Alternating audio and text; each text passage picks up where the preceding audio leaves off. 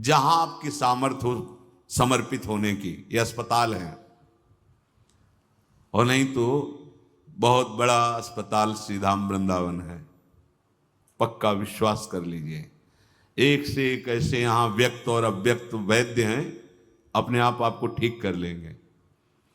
जब उपासक बहुत ध्यान से सुनना, अंदर से ये बात सोच लेता है कि मैंने अपने आप को देख लिया, अब मैं विकार रहित नहीं हो पाऊंगा, मेरी सामर्थ्य नहीं। मैं अपने मन को विकार बढ़ावा करने वाले जो विचार हैं, संकल्प है, उनको नहीं रोक पाऊंगा। मतलब बीमारी हद से ज्यादा बढ़ गई है। तो अब इसके लिए सदगुरुदेव की शरणागति आवश्यक है। भगवान से प्रार्थना करें, जैसे जानकारी की जाती, भाई हमको अमुक अमुक रोग है, आपकी जानकारी में है कोई ऐसा डॉक्टर, ऐसा अस्पताल? तो फिर लोग बताने लगते हैं। ऐसे ही हम अपनी बात भगवान से करें, भगवान मैं बहुत बड़ा मरीज हो चुका हूं, काम क्रोध लोभ मोह मद मत्सर ईर्ष्या द्वेष आदि का। नाथ आप बताओ कौन सा हमारे योग्य डॉक्टर, हमारे योग्य।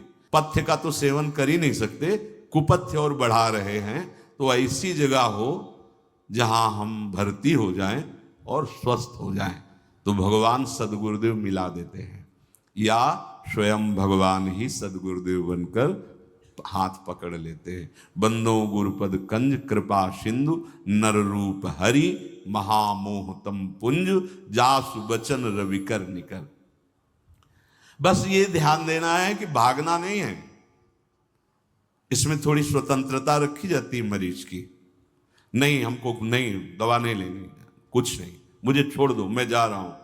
तो जाइए आप, फिर आप जाइए। और अगर आपने पहले से कह दिया है कि मैं जाना भी चाहूं तो आप मुझे जाने मत देना, मेरे रोग का नाश पक्का ही करके आप छोड़ना।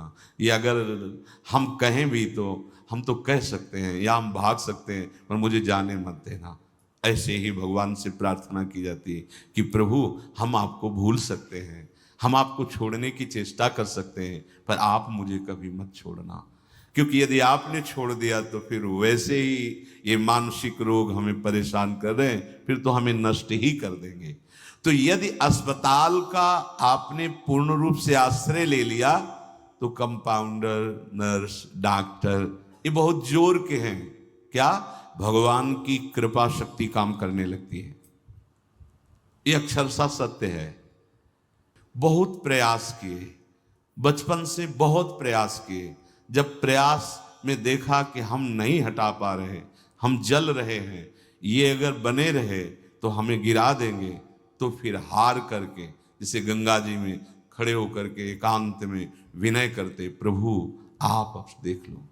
एक रास्ता बचता है, भगवान को पुकारना, भगवान का आश्रय लेकर उनके बल से ये बात विश्वास बैठा लेना कि जरूर जरूर प्रभु हमें ठीक कर देंगे। वो ठीक कर देते हैं।